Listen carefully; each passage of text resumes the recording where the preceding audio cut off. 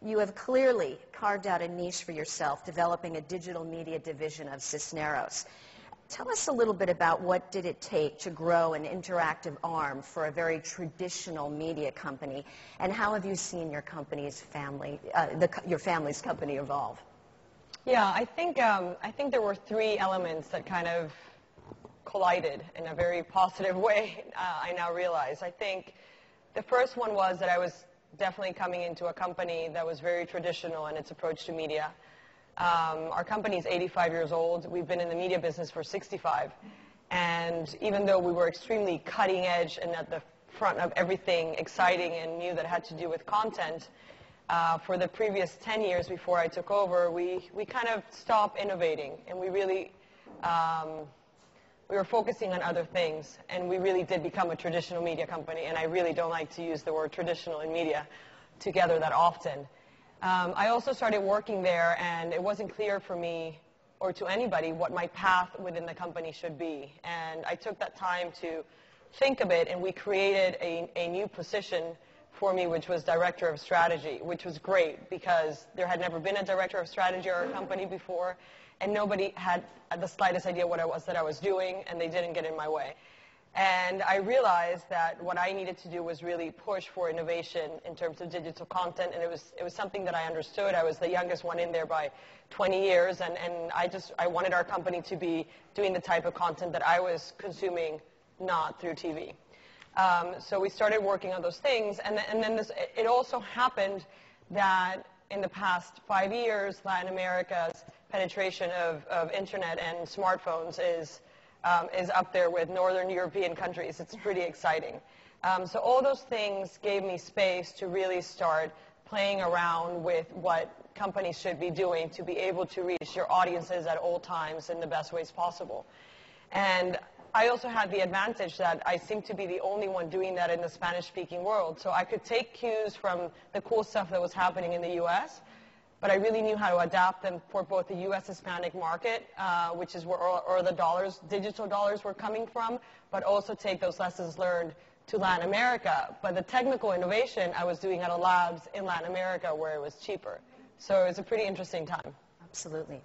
Tom, you've previously served many executive positions at traditional media companies. How have your past experiences informed your leadership at TiVo? Well, I've been at a number of traditional media companies, as you say. Spent the most time at NBC. When I joined NBC, it was a broadcast network with a handful of television stations, and the notion of getting into cable was anathema to most of the people there. I became the first president of NBC Cable and launched CNBC, and people couldn't believe that we were spending money to put a stock ticker across a screen and report minute by minute on what was going on in the financial markets. When I say people, executives at NBC, and I said, well, look, you know, the whole goal here is to make sure 99.7% of people are not watching us at any given time, and we will be more successful than the broadcast network when we do that, which obviously turned out to be true, but was something that was extraordinarily difficult for people to grasp at the time. And so that was an experience really of trying to bring a company into what was clearly the far faster growing element of cable programming services relative to the single stream revenue base of a broadcast network, and diversifying given where viewing tastes were going. TiVo was very much a company when I joined it, which had already created one of the great innovations of all time, the ability to use a digital video recorder, but that had been basically co-opted by the industry into generic alternatives, and TiVo found itself in a position that if it was going to survive, it was going to have to change the game again, figure out how to revolutionize TV all over again from a different perspective, and again try to figure out where viewer interests were going, where the viewer taste was likely to be, and with that try to create a business that went beyond the digital video recorder. And in the last few years we've done just that. We are now the largest provider of advanced television here and around the world. We serve 19 of the top 25 cable and satellite operators in the U.S. with some element of their advanced television offering, usually their core element. And what this has been about, analogous to the NBC situation, is trying to make sure that what is now infinite video choice, back then it was how do you have a few more channels, get to 50, 60 on the dial. Now it's infinite choice. And how do you bring that together so infinite choice can be used by the and not be overwhelming by the viewer, so that it can be personalized in a way that they can get the most out of whatever their television offering is. And Jeremy, you co-founded UTA almost 25 years ago. When did you begin to realize the role that digital was going to play? In about 2005, 2006, we realized that there was going to be a really interesting opportunity for our clients in digital. We started a company then called 60 Frames. We actually raised some money, and the idea was, what then seemed like a crazy idea was to create a studio for our clients to be able to, we would finance and they would create online video. And so we started that company in 2006 and created, probably 1,000 hours of different forms of online video, distributed it broadly, and unfortunately, in the crash of '08, we were unable to secure further financing for the company. But in that process, we learned a lot about the potential of online video and where it was going and how excited our clients would be about the opportunity to create in a very free-form situation like that. And so we shut that company down, but we established a full digital division of the company, and from that point on, we've been growing and growing.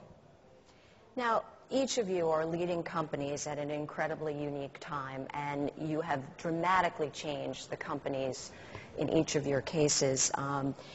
Adriana, you talk about, leading the growth of digital at Cisneros and a lot of changes at a traditional company.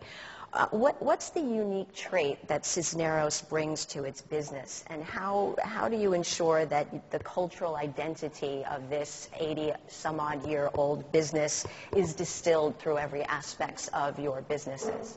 Sure. I think for me, there's great benefit to the fact that my company is 85 years old. And when you pair that with the fact that I was born in Venezuela and our company was once headquartered in Venezuela, which is a very small country, our addressable market was always from Canada all the way to the South Pole, and we would also include Spain and Portugal. That's just the way that we looked at the world from the beginning. Every business that we created at Cisneros, that's the goal. It's never been about one country or about Venezuela. It's always been a pan-regional play. And I think that's given us, we've been doing this for so long now that it's actually very easy for me to land in Colombia and Argentina and Brazil and Chile and actually know how to deploy a new business idea and make sure that it can work and become scalable. That's pretty neat. I think we have a team of executives that are very good about understanding how to do business in different cultures and in different countries. People with Latin America think that, we're doing Latin America because it's all in Spanish. Well, it really isn't. A Venezuelan has nothing in common with a Chilean, actually. We probably have something much more in common with a New Yorker. So you have to keep that in mind. And because we're so aware of this, we've been distributing our content. We're in 114 countries and 14 languages this year. And we've been doing that for 40 years. It's a long time. We have established relationships with every media player, with every relevant business group in every country, and it makes it easier for us to be able to have the insights and the patience and the perseverance to really try to always have a pan-regional approach to our business. And Tom, TiVo's goal has always been to focus on providing personal television. How have you seen the audience viewing habits evolve, and now that the cable operators are offering their own competition to TiVo, what does that mean? HBO just announcing it's going over the top. What does that mean for TiVo? Well, we flourish on chaos with content choice. The more choice, the better. The harder it is for people to understand how to pull that together in a usable form, the better off we are. What we do is take broadcast channels, cable channels, video on demand, TV everywhere content, streaming services like Netflix, Hulu, Amazon, web video, and put it all together. Television really is way behind the 8 ball when it comes to a consumption experience. Music, which got crushed by the onslaught of digital in terms of its business models, ended up delivering a phenomenal consumer experience. You get any song ever written, get it to a single player that is an easy-to-use device that follows you in the cloud wherever you go, and you can personalize it by playlist or genre or any way you want to. And television really hasn't had that yet. Television has not had what I call its iPhone moment, where instead of needing multiple boxes, multiple remotes, multiple user interfaces, multiple ways to search for things, one cohesive way that the entire video experience is integrated and can be easily accessed and follow you from the cloud and get wherever you want and personalize it in a way that what you most care about every time you turn on the television, you have a dashboard in front of you that is filtering exactly among infinite choice what you care about. We haven't perfected that yet, but that's what we do. We're much further along in the provision of that than anybody else in the market. Cable really isn't competing with us today. I think you're probably referring to our DVR heritage, which, as I said, was something that the operators went their own route on rather than the TiVo branded device. Since we've been doing what I call next generation television and framing the entirety of the experience, that is something we have been pressed back into action to be the leading provider for the cable industry as opposed to competing with the cable industry. Mm-hmm. Jeremy, as digital talent and property becomes increasingly more popular, do your clients see going to non-traditional outlets as something to embrace, or are there any stigmas associated with it? What are you experiencing and seeing? There's absolutely no stigma attached to it at all. I mean, Netflix, where 5 years ago a television creator would come to us and say, I really want to try and sell this to HBO because that was considered the sort of premium prestige place to be. Now that is now I really would like to sell it to Netflix. As soon as, in my opinion, as soon as Amazon's show Transparent becomes more widely known, I think people will feel the same way about it. Pretty fabulous. It's a great show, yeah. They'll feel that way about Amazon.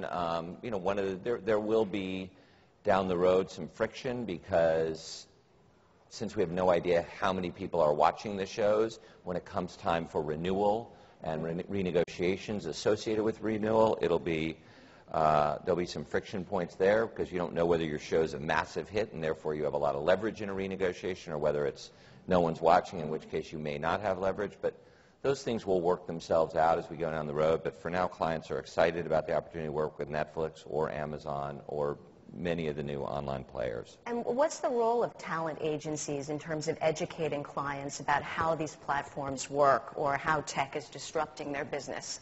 I mean, that's an important part of our role. Our role is to stay on top of the new players who emerge, whether they're emerging as a result of having financial wherewithals or technological wherewithal, distribution wherewithal. And our job is to know who they are, to have a relationship with them, to understand what they're trying to accomplish, and be able to communicate to the client and match the client with the right opportunity. Now, all of you have embraced innovation within the digital space, certainly with an eye to the next big thing. Let's talk a little bit about growth opportunities for your companies. Adriana, Miss Venezuela.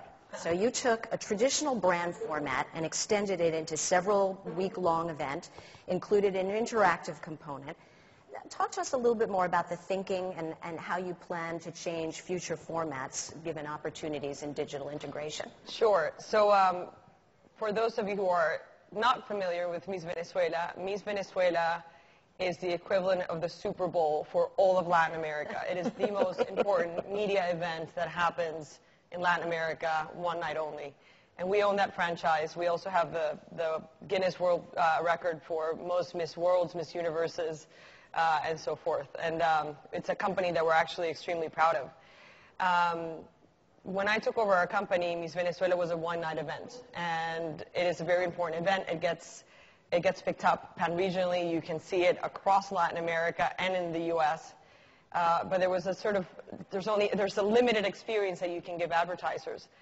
And we tried pretty hard to figure out how we could extend that brand so that it could be alive during a longer period during the year than just one night. And last year, we actually worked with Sony, and we did a reality show, which was pretty interesting. It was 14 episodes, so 14 weeks of the girls leading up to the final episode, which was, you know, the big contest. And with Sony, we had distribution in their Sony channel in all of Latin America. We had first window in our open network in Venezuela. And then we did these amazing things online where we started creating verticals, beauty, makeup, et cetera, et cetera. And we commercialized everything that we were doing. So we went from working with 6 brands to working with 37 brands. And the conversation became much more interesting because I could, for the first time, I could say to Procter & Gamble, "Dear Procter & Gamble, if you give me more brands, give me the brands that are going to work in all of Latin America, and I'm going to give you a package not only for cable and open TV, which are different demographics, I'm also going to give you how to package them digitally and attach them to the digital properties that we've created for the contest." It was an amazing experience, and it's something that we've rolled into. We just had the Miss Venezuela a week ago. We also did the show that led up to the big night. We have 42 brands this year, which was pretty great. We had 2 billion impressions. I mean, the numbers are staggering. And the digital statistic that I'm the most proud of, we became a world trending topic, which, you know, it's a Venezuelan beauty pageant, and the world is paying attention, which is amazing. But our corporate social responsibility program that we did with the girls, which was against violence, became a world trending topic. And you start seeing that it's a very, very, very powerful tool, powerful product, you know, and it's fun. I like when I can do that. When you can use the good product for a good cause, it's always a good thing. Jeremy, speaking of next gen and seizing a growing opportunity trends and innovation, let's talk a little bit about Awesomeness.tv.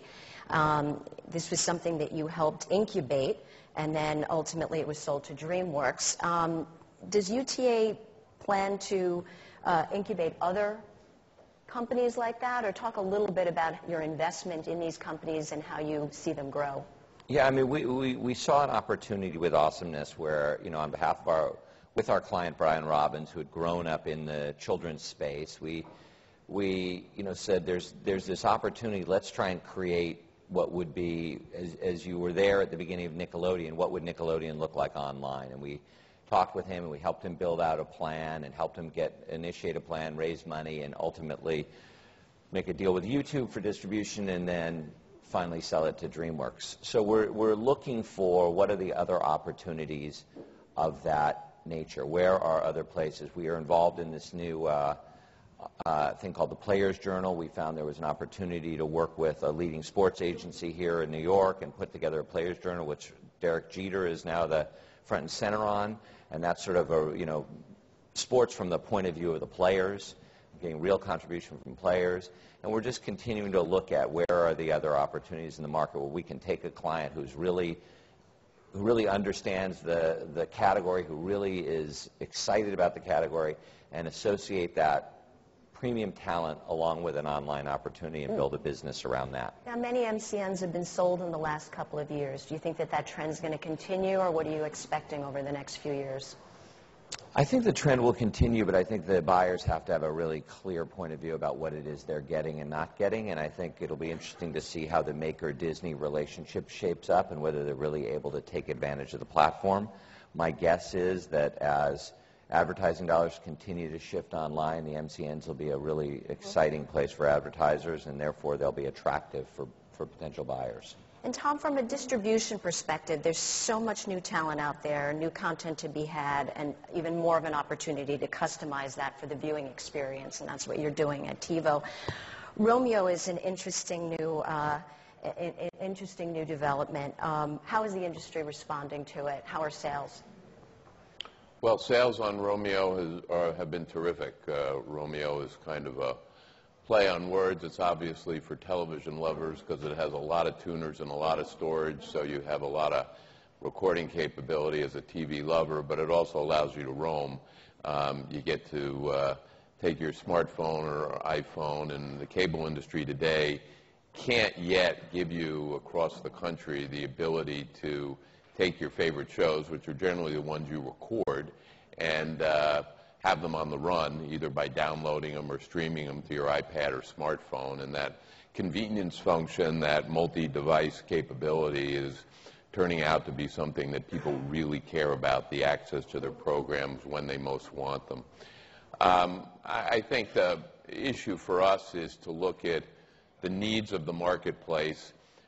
We have about 5 million subs today. There's several hundred million subs owned by operators in the developed world that are going to go through this transition of needing a user interface that looks something better than a grid guide that the cable industry's had since the 80s. And so we see an enormous amount of growth potential in terms of driving toward those subs as the leading provider of this kind of experience. But recognize that not everybody's going to like cable. I happen to think cable is a phenomenal experience, but we recognize that some people are cutting the cord and seeing that they can create off of broadcast networks and the Netflix and Hulus of the world a perfectly suitable package for their purposes. So when Aereo was struck down by the Supreme Court and the business was effectively closed down a couple months ago, we provided TiVo over the air, so you don't need to have a cable or satellite subscription anymore. You can have a digital recorder without that and still integrate over-the-top content into your broadcast recording capability.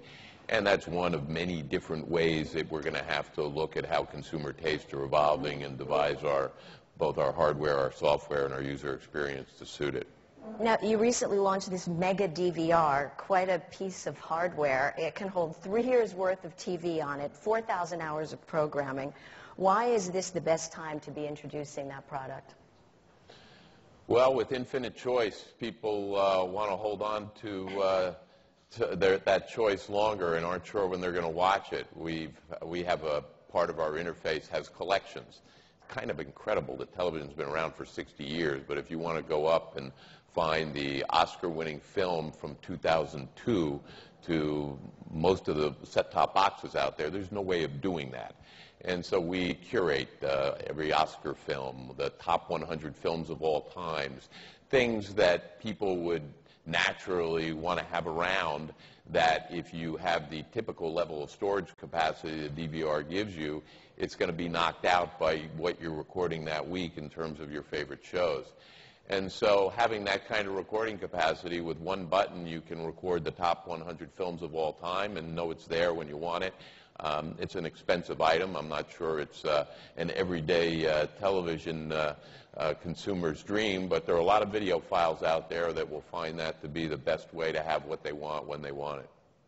Now, the rise of digital technology means geographic location is really no longer providing limits to business. And so let's talk a little bit about the growth opportunities that's afforded your particular companies. Jeremy, international properties and talent, how do they play a role in your digital business? And are there geographic or demographic markets that you're seeking to gain entry into? Perhaps the Latin market, the Hispanic market? Yeah, I mean, our two sort of, well, three, I mean, China, Korea, and Indonesia are three areas we're very focused on. We feel like the opportunity for short-form content, particularly in Indonesia and India, Brazil, those markets is going to be massive. Mm-hmm. So we're really trying to figure out the best way to either, are we bringing U.S.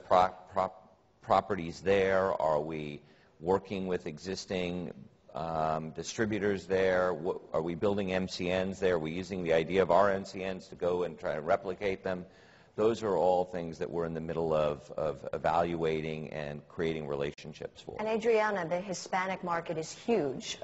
What are you thinking about your plans to expand programming capacity in territories outside Latin America and the United States?